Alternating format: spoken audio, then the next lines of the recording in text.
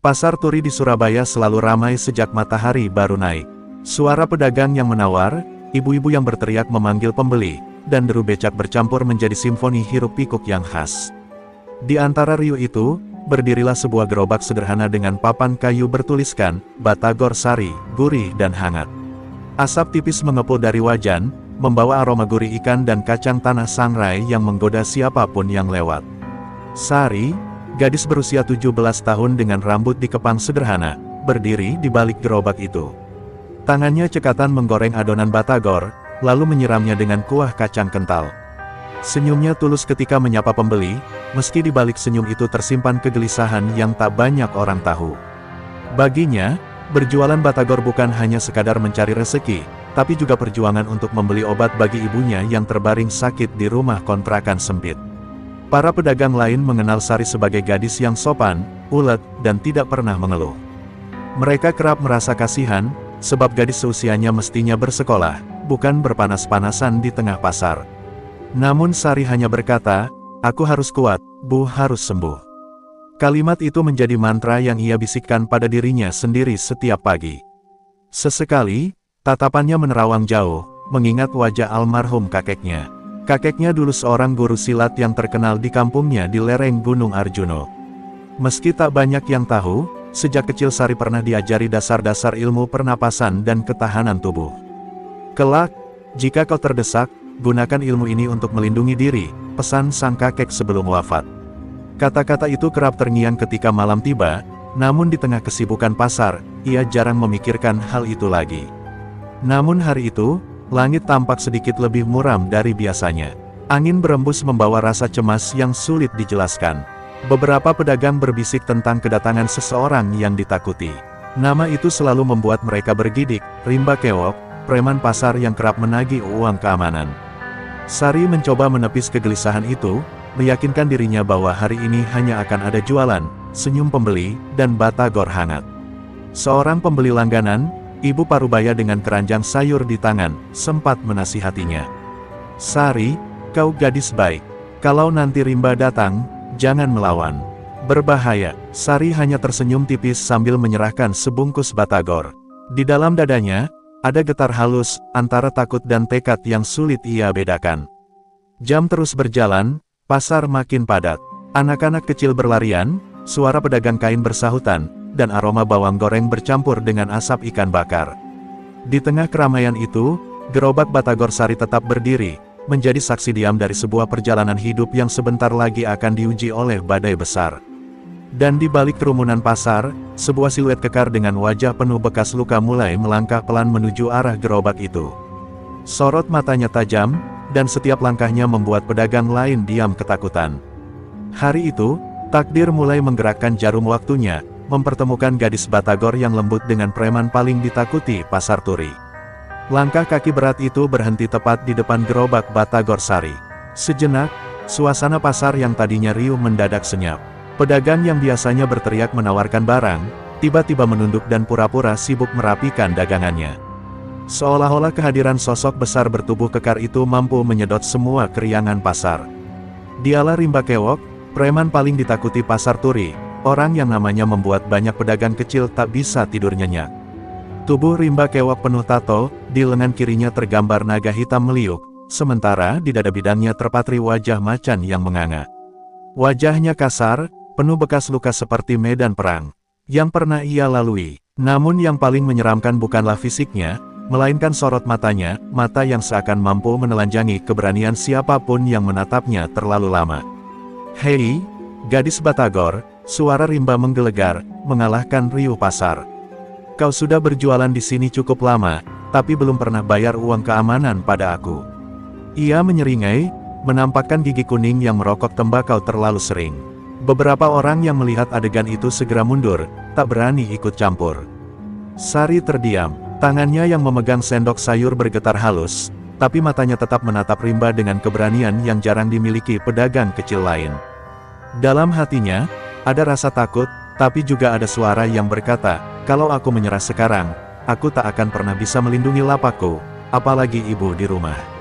Aku hanya ingin berjualan untuk mengobati ibu, Bang," jawab Sari dengan suara pelan tapi tegas. Uangku tidak ada lebih selain untuk makan dan beli obat. Aku tak bisa bayar uang keamanan itu. Kalimat sederhana itu membuat beberapa pedagang yang mendengar menahan napas. Mereka tak percaya ada yang berani menolak Rimba Keok secara terang-terangan. Rimba tertawa keras, tawanya menggema di antara kios-kios. Namun tawanya bukan tawa bahagia, melainkan tawa buas yang membuat bulu kuduk berdiri. Kau pikir aku peduli dengan ibumu yang sakit? Semua pedagang di pasar ini tunduk padaku. Kalau kau menolak, itu artinya kau menantangku. Suaranya kini berubah berat, penuh ancaman.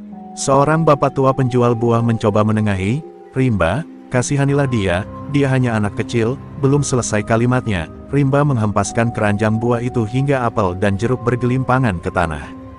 Diam, Mbah, siapapun yang membela dia, berarti melawan aku. Bentakannya membuat semua kembali terdiam, ngeri. Sari mengepalkan tangannya di balik gerobak, menahan marah yang bercampur takut. Ia sadar, hari itu mungkin awal dari badai besar yang akan mengguncang hidupnya.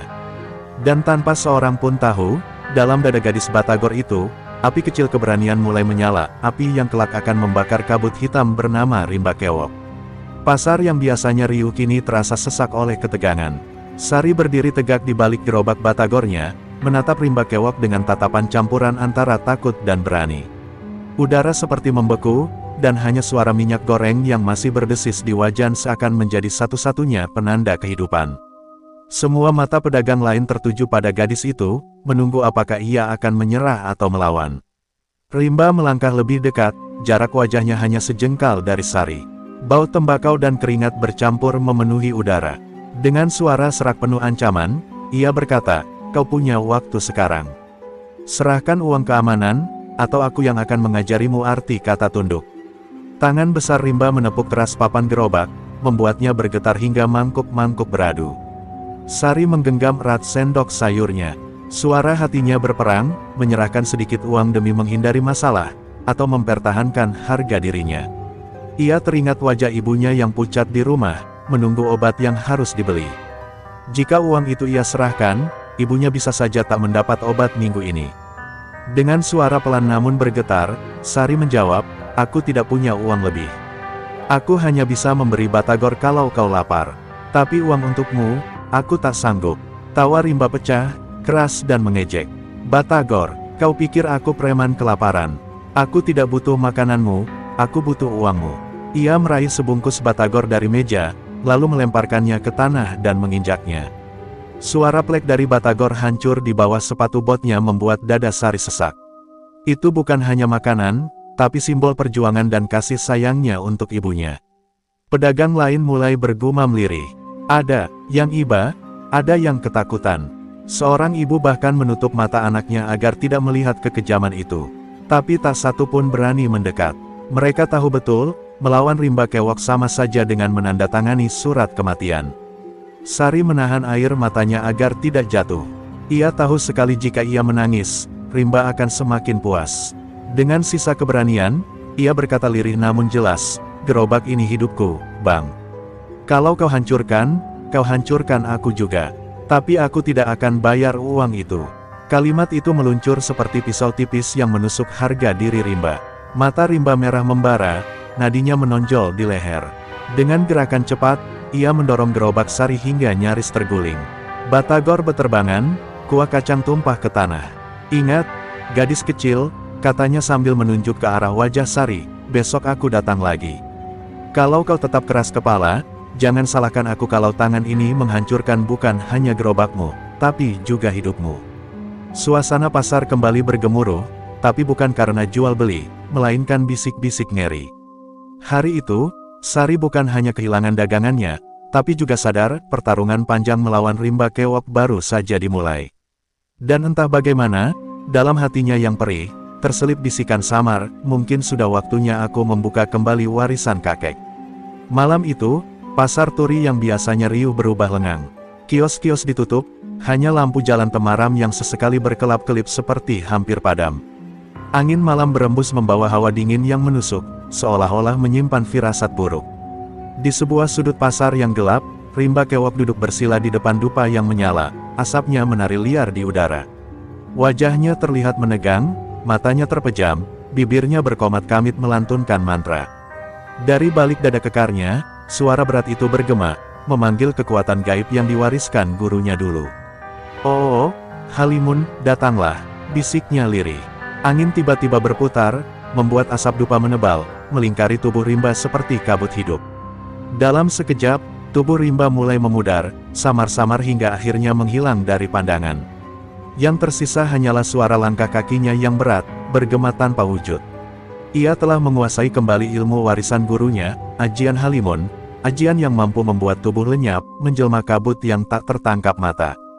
Dengan langkah perlahan namun pasti, ia bergerak menuju gerobak Batagor Sari.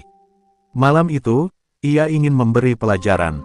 "Biar tahu rasa, gadis kecil itu," gumamnya, suaranya mengambang entah dari mana. Ia muncul dan hilang di balik kegelapan, hanya meninggalkan aroma dupa menyengat di udara.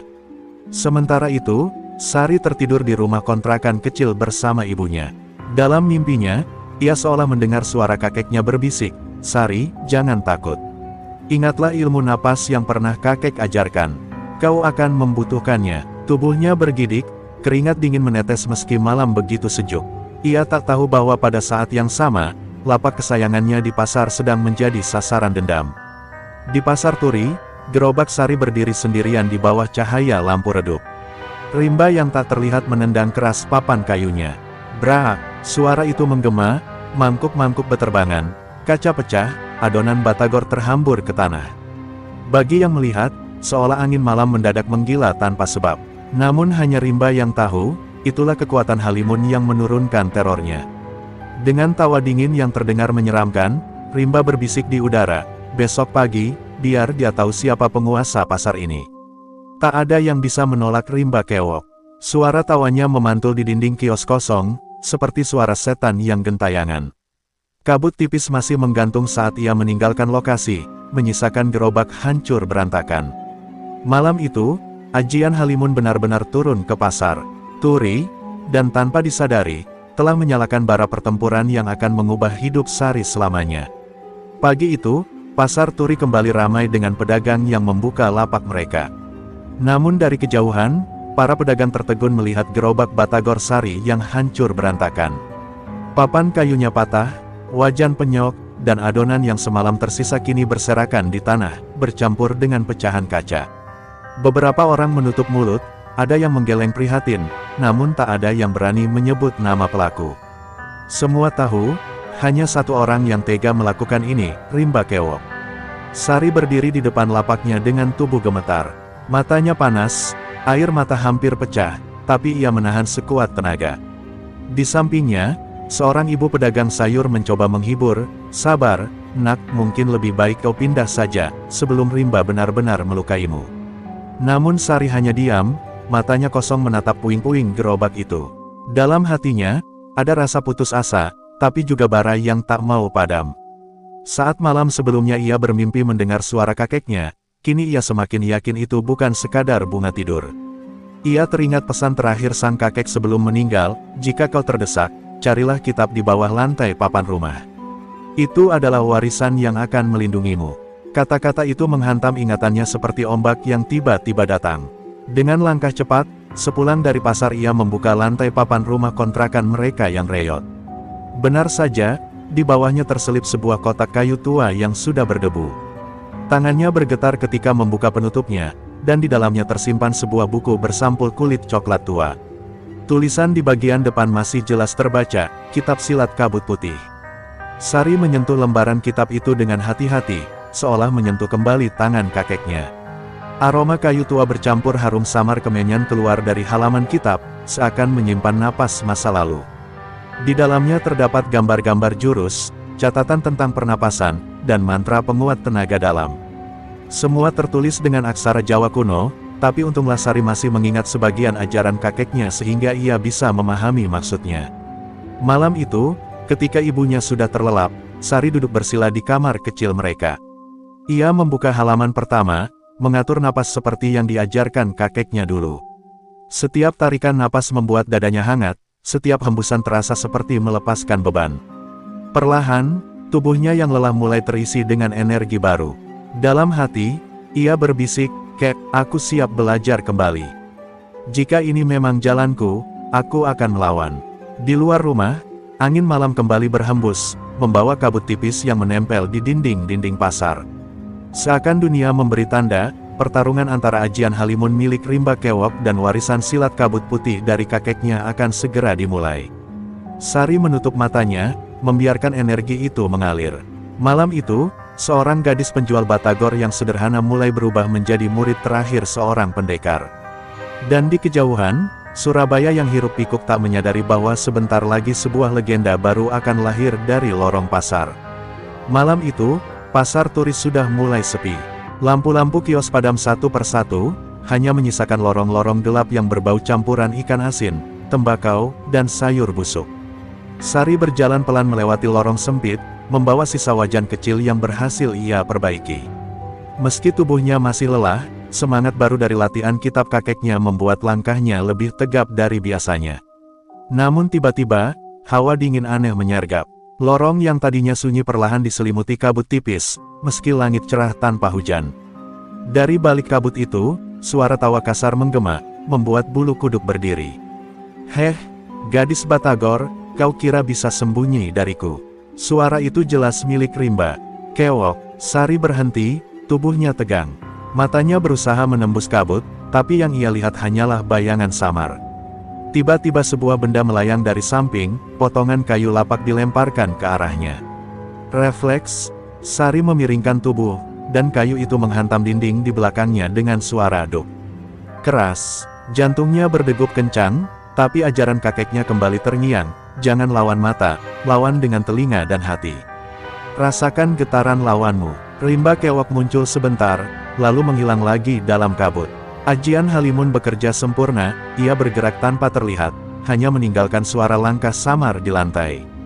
Sari memejamkan mata sejenak, menarik napas panjang seperti dalam latihan.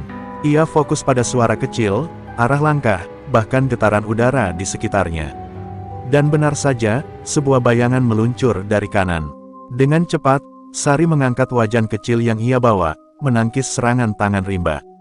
Terang, suara benturan logam melawan kulit membuat kabut bergetar. Rimba terkejut, matanya melotot saat menyadari gadis itu bisa membaca gerakannya.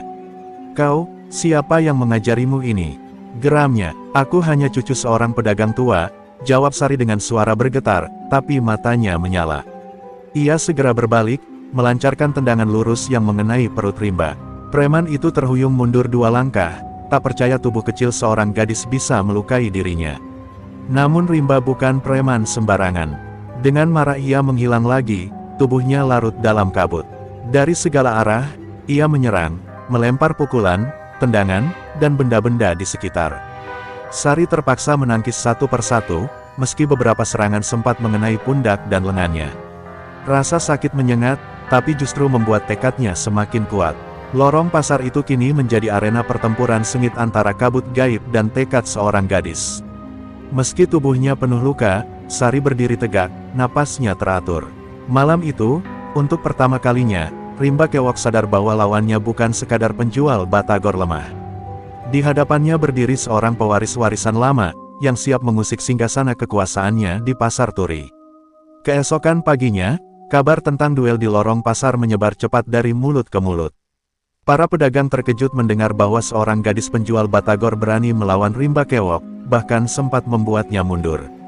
Suasana pasar turi yang biasanya penuh dengan tawar-menawar, kini dipenuhi bisik-bisik penuh ketegangan. Nama Sari disebut-sebut dengan nada kagum sekaligus khawatir. "Benarkah itu? Gadis itu bisa menangkis pukulan Rimba?" tanya seorang pedagang kain, matanya berbinar tak percaya. "Aku dengar bahkan Rimba sampai terhuyung kena tendangan," sahut pedagang lain. Bisikan kecil itu perlahan menjadi arus besar, membangkitkan harapan yang lama padam. Pedagang-pedagang kecil yang selama ini tertekan mulai berani menatap hari dengan sedikit keberanian. Namun kabar itu juga sampai ke telinga Rimba Kewok. Preman besar itu murka mendengar namanya dilecehkan. Ia merasa harga dirinya diinjak-injak oleh seorang gadis yang bahkan masih bau tanah. Di pos ronda pasar yang sering ia jadikan markas, ia memukul meja kayu hingga pecah. "Tidak ada yang boleh melawanku. Aku akan buat dia menyesal telah lahir ke dunia ini," teriaknya, membuat anak buahnya gemetar. Rimba mulai menggencarkan terornya. Ia menagih uang keamanan dengan cara lebih kasar dari biasanya. Lapak seorang pedagang buah dihancurkan, seorang tukang becak dipukuli hanya karena menolak memberi jatah. Pasar Turi berubah menjadi ladang ketakutan. Semua orang tahu, itu adalah cara Rimba menunjukkan kekuasaannya kembali, dan sekaligus pesan bagi Sari. Sementara itu, Sari tetap berjualan dengan gerobak yang seadanya, hasil perbaikan dari sisa yang hancur. Meski tubuhnya masih terasa sakit akibat pertarungan malam itu, ia berdiri tegak, menyapa pembeli dengan senyum yang dipaksakan. Dalam hatinya, ia tahu dirinya kini menjadi pusat perhatian. Bukan hanya harapan pedagang, tapi juga sasaran dendam Rimba. Beberapa pedagang mendekatinya, memberi dukungan diam-diam. "Sari, kau membuat kami berani kembali," bisik seorang bapak penjual tempe sambil menyelipkan uang receh lebih banyak dari harga batagor. Ada juga yang menaruh sayuran di gerobaknya tanpa diminta. Dukungan kecil itu membuat hati Sari menghangat, meski beban di pundaknya semakin berat. Namun, setiap kali ia melihat bayangan tubuh besar Rimba dari kejauhan, jantungnya berdegup lebih cepat. Ia sadar, pertarungan pertama hanyalah permulaan. Rimba belum mengeluarkan seluruh kekuatan ajian Halimun yang sesungguhnya. Ia harus bersiap, karena badai yang lebih besar akan segera datang. Dan benar saja, di malam berikutnya, pasar yang lengang kembali diselimuti kabut tipis. Dari balik kegelapan, terdengar suara tawa yang tak asing. Rimba Kewok sudah kembali, kali ini dengan amarah yang jauh lebih besar. Pasar Turi pun bersiap menjadi medan perang, bukan hanya bagi dagangan, tapi juga bagi harga diri dan nyawa. Kabut malam kembali turun, menyelimuti pasar Turi dengan suasana mencekam. Namun kali ini Sari tidak sendirian. Seorang lelaki tua berjubah lusuh mendatanginya saat ia merapikan gerobak. Wajahnya penuh keriput, matanya redup tapi tajam seperti menembus jiwa. Para pedagang menyapanya dengan penuh hormat, memanggilnya Kiai Hasan, seorang alim sepuh yang dahulu sahabat kakek Sari. Kiai Hasan duduk bersila di samping gerobak, menatap Sari dengan tenang. "Anakku," katanya dengan suara berat, "aku tahu apa yang kau hadapi. Ajian Halimun yang dimiliki Rimba bukan ilmu sembarangan. Itu ajian kuno yang mampu menipu mata, menyelubungi tubuh dengan kabut gaib. Jika kau hanya mengandalkan tenaga, kau tak akan pernah benar-benar bisa menandinginya." Sari menunduk, jantungnya berdebar. "Lalu, bagaimana caranya, Kiai? Aku sudah berusaha merasakan langkahnya, tapi kabut itu semakin tebal. Aku takut, suatu saat aku tak sanggup lagi menahannya." Suaranya lirih, seolah keluar dari hati yang penuh luka dan lelah. Kiai Hasan menghela napas panjang, lalu mengeluarkan sebuah benda kecil dari kainnya, sebuah jimat tua berbentuk matahari, terbuat dari kuningan yang sudah kusam. "Ajian Halimun hanya bisa dipatahkan oleh cahaya," ujarnya. "Kakekmu dahulu menguasai jurus cahaya matahari. Jurus ini bukan sekadar pukulan, melainkan pancaran tenaga dalam yang mampu menyingkap kegelapan. Jika kau bisa menguasainya, kabut itu akan terbelah, dan Rimba tak lagi bisa bersembunyi." Sari menatap jimat itu dengan mata berkaca-kaca. Ingatannya kembali pada masa kecil, saat kakeknya sering menasehati, cahaya selalu ada untuk mengusir kabut. "Ingatlah itu, Sari." Kini kata-kata itu menemukan maknanya. Dengan tangan gemetar, ia menerima jimat tersebut, merasakan panas halus yang menjalar ke dalam telapak tangannya.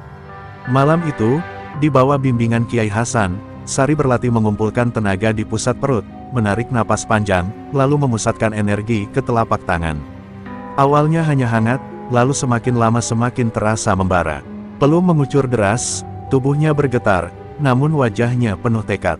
Kiai Hasan hanya tersenyum tipis, "Ya, darah pendekar itu memang mengalir di tubuhmu."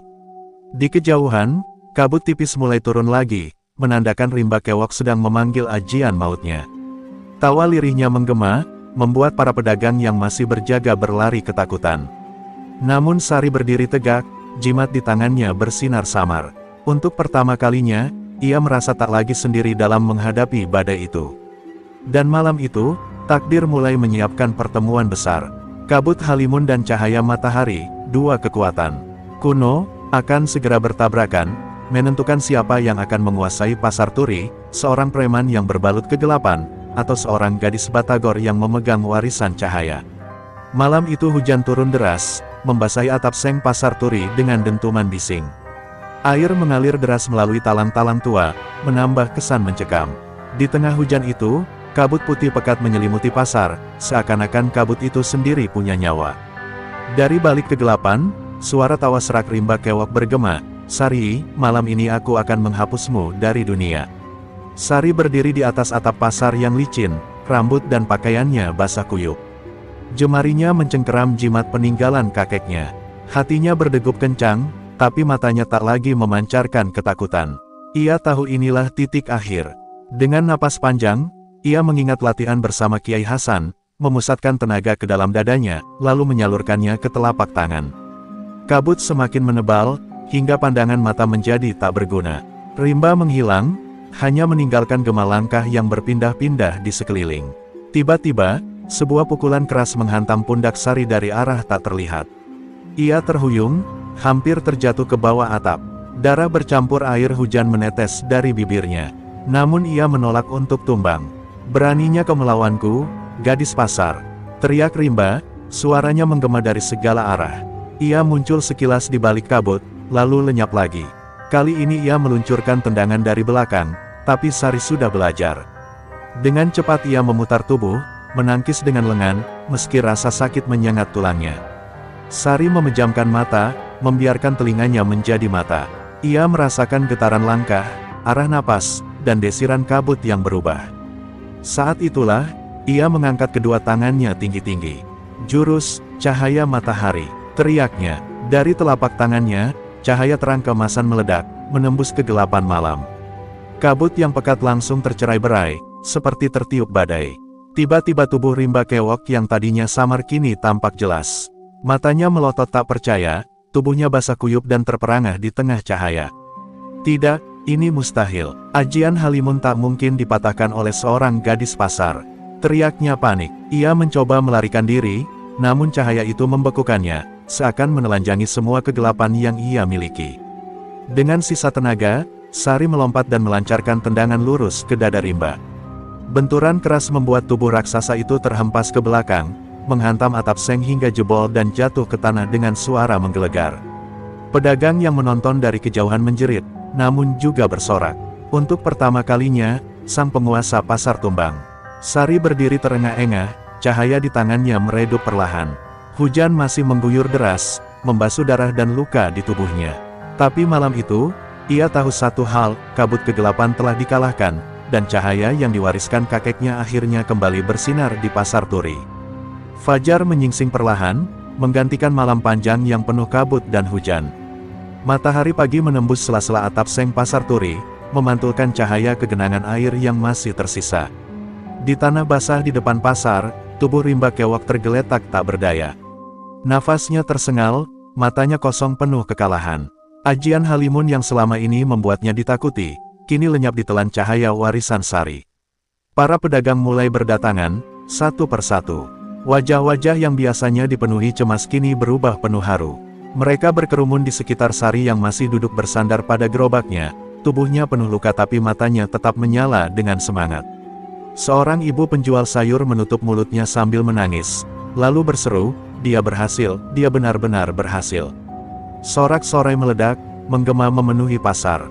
Pedagang yang selama ini ditindas berteriak lega, tukang becak mengangkat tangan ke langit, anak-anak berlarian di lorong pasar sambil menyebut nama Sari.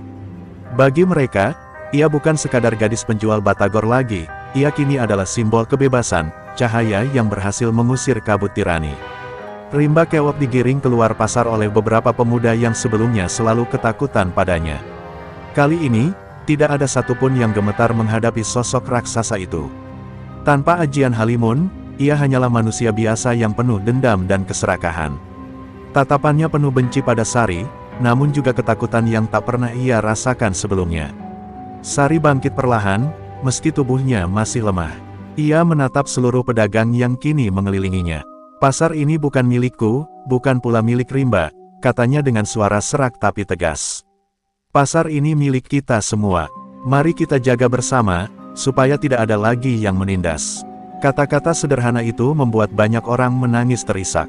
Kiai Hasan, yang berdiri di belakang kerumunan, hanya tersenyum bijak. Ia tahu perjalanan Sari baru saja dimulai. Gadis itu bukan hanya pewaris gerobak batagor, tapi juga pewaris semangat melawan kegelapan.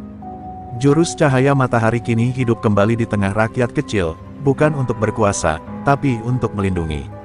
Hari-hari berikutnya, pasar Turi berubah. Pedagang kembali berdagang dengan damai, suara tawar-menawar kembali menggema, dan aroma batagor sari menjadi penanda pagi yang penuh kehidupan. Tidak ada lagi jatah, tidak ada lagi intimidasi. Pasar yang dulu suram kini dipenuhi tawa dan harapan. Dan di sudut pasar, Sari berdiri di samping gerobaknya yang sederhana. Senyum tipis mengembang di wajahnya, meski bekas luka masih terasa. Ia tahu, kabut kegelapan bisa datang kapan saja, dalam wujud apapun. Tapi selama cahaya itu tetap menyala di hatinya, ia akan siap menghadapi dunia.